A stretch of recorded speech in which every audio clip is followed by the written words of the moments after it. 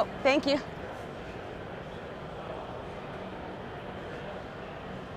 Welcome to Nasdaq TradeTalks. I'm Jill Malandrino, Global Markets Reporter at Nasdaq. We're coming to you live from Mainnet 2023 in New York City, and joining me for this segment we have Harry Halpin, co-founder and CEO of Nym Technologies, to discuss how decentralization can restore financial privacy and keep customers safe. Harry, it's great to have you with us. Welcome to TradeTalks. Thanks for having me. You got it. What's the state of surveillance in our financial lives that we're subjected to, especially in this age of AI? Yeah, so I think that really the thing to remember is that every time I use a credit card, anytime I use any kind of electronic financial transaction, that's recorded. And that's not necessarily a bad thing. We can use it to, for example, to prevent things like money laundering. We can use it to enforce OFAC compliance. But at the same point, that all of this financial transaction data, if it's on a blockchain, is actually public. That means anyone can watch it. That means, you know, a random cyber criminal knows exactly how much is in your wallet, when you're spending it, who you're spending it with. It's like Twitter for your bank account. And then in general with financial, with the move to centrally banked digital currencies, the danger is that this becomes the case for every financial transaction. So every financial transaction gets recorded forever, can be bought and sold, and you will lose complete control over your financial life. And that's very dangerous, that that power gets abused.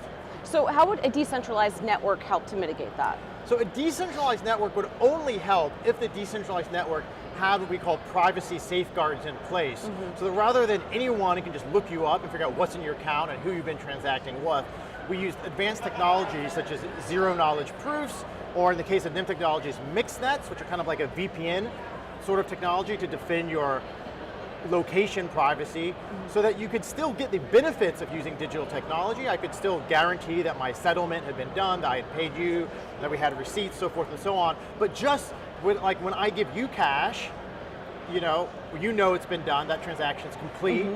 But there's no third parties don't necessarily know. We would have that same kind of privacy between ourselves, but using digital technology. That's, we think, a huge win. So how would Nym's technology, how is it stronger? How does it make it safer? What's behind the secret sauce there? So every time I go on the internet or use a credit card, unknown parties are getting that information, right? People we don't know. When I talk to you, I'm expecting that I talk just to you. I'm not expecting millions of people or cyber criminals, government agencies are listening in. What Nym does is we provide a sort of super VPN, a kind of secure and a private channel between us, so that when we share information, only we know what we're sharing. And we can selectively reveal it to governments for taxes or compliance purposes, but it's not like revealed to the entire planet at once. And we do that by essentially taking the packets of information that carry the data back and forth between you and me over the internet, and it's a mixed net. So it mixes them up, it mixes the packets up in such a way that they're kind of not clear who's talking to who, what, when, and where. So I get it, it makes sense. This way hackers won't see your account, right? They won't see your balance, they won't see your data, they won't see their privacy. Are there concerns from a compliance perspective or from, let's say, money laundering perspective that this can't be monitored, if you will?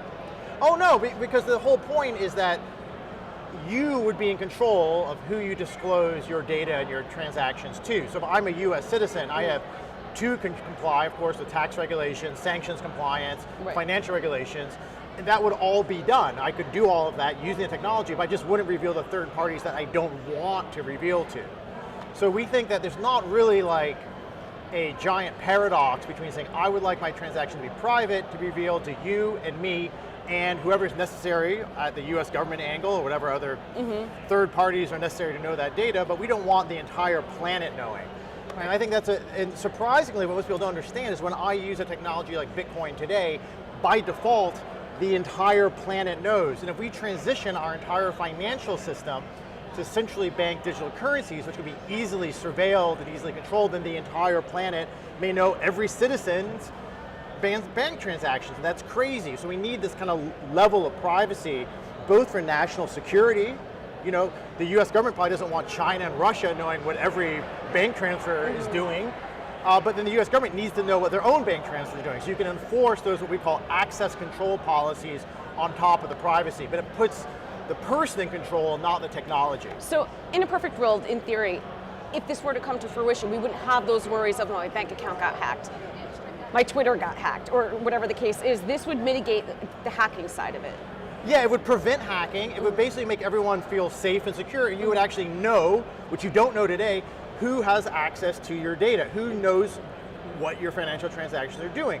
Most people might be comfortable with the government knowing, but they wouldn't be comfortable with random people knowing. Right. So we could enforce that, and that could be a nice default, which would then encourage more people to actually use digital currency in some form or another. Right now, if you're really paranoid, you use cash, but most money laundering, most criminal activity is cash-based, it's not Bitcoin-based, right? But at the same point, if we want people to use technologies which are digital currencies, we need to have the privacy of traditional financial transactions, but we need to have the convenience and the features offered by digital currency. And Nym, it's a generic VPN. We can work with Google, we can work with WhatsApp, Signal, but we can also work with financial transactions. So we provide a lower level of privacy enhancement that can help defend any kind of transaction, which happens to include privacy-enhanced financial transactions. All right, Harry, appreciate the insight. Thanks for joining us on Okay. Trade Talks. Thanks and thanks so for much. joining me. I'm Great Jill seeing you. Malandrino, Global Markets Reporter at Nasdaq.